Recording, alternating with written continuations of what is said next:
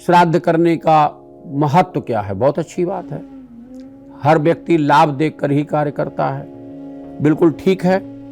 तो हमारे ग्रंथों में मार्कंडेय पुराण में ये कहा गया है कि श्राद्ध करना, हम श्राद्ध करते हैं, हम केवल भोजन करा दिए, किसी को दान कर दिए, किसी को वस्त्र दे दिए, अपने पितरों की प्रिय वस्तुओं को हमने किसी को दिया, खिलाया। मार्कंडेय पुराण का, मार्कंडेय जी का वचन ये है कि श्राद्ध हमें ये देता है कि श्राद्ध किया तो आयु, आयु प्रजा धनम विद्याम स्वर्गम मोक्षम सुखानि च, यही सबकी कामना होती है। हमारा आयुष्य अच्छा हो, हम लंबी उम्र तक जिएं, हम प्रजा वाले हों, हमारे पुत्र हों, हमारे पुत्रियां हों, हम संतान वाले हों, अच्छे संस्कारों वाली संतानें हों, हमारे जीवन में गरीबी ना आए। भाई सीधी बात है, जो देता है उसे ईश्वर देता है, जो नहीं देते हैं उसे ईश्वर नहीं देता है, ये सत्य है। देने वाले को ही ईश्वर देता है, देने वाले को ही ईश्वर वो बुद्धि प्रदान करता है, वो सरलता, वो दिशा प्रदान करता है, वो साहस प्रदान करता है कि अगर आपने किसी की मदद की है, किसी का आप हित कर रहे हैं, तो आपके अंदर हित करने की शक्ति को बढ़ाने का काम परमात्मा का है, जो व्यापक है, सब जगह है, हवा के रूप में, धूप के रूप में, सूर्य के रूप में, चंद्र के रूप में, ये सब हमारी ऊर्जाएं हैं। तो हमें धन चाहिए, धन की प्राप्ति होती है। विद्या, हम बुद्धिमान हो, हमारी शिक्षा अच्छी हो, ये भी श्राद्ध करने से हमारे पितर हमको प्रदान करते हैं।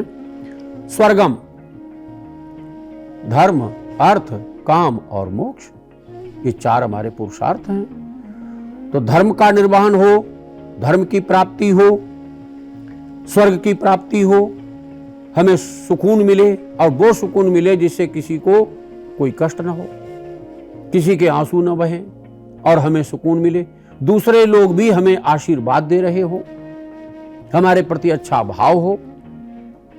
इसलिए हमको पितरों के प्रति जब हम तर्पण करते हैं तो ये हमको लाभ होते हैं। और फिर कहा सुखानि च प्रयच्छन्ति तथा राज्यम पितरा श्राद्ध तर्पिता, हमारे पितर श्राद्ध से जब तृप्त होते हैं तो हमें ये आयु, संतान, धन, विद्या, स्वर्ग, मोक्ष, सुख, ये सारी चीजें हमको प्राप्त होती हैं। हमारे पूर्वज ऐसा करके ही ये सब कुछ पाते आए हैं। एक दूसरे के प्रति अच्छी भावनाएं रखी हैं, जीते जी रखी हैं, उनके शरीर छूटने के बाद भी उनके निमित्त ये भावनाएं रखी हैं। तो फिर हम पितृदोष से मुक्त होते हैं।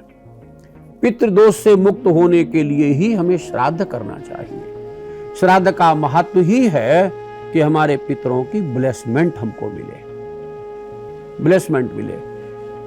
कह दिया जाए कि वो चले गए, जो सामने नहीं है वो हमारा नहीं है, कहें, ये नास्तिक परंपरा का कथन होता है, ये आस्तिक लोगों का परम कथन नहीं होता।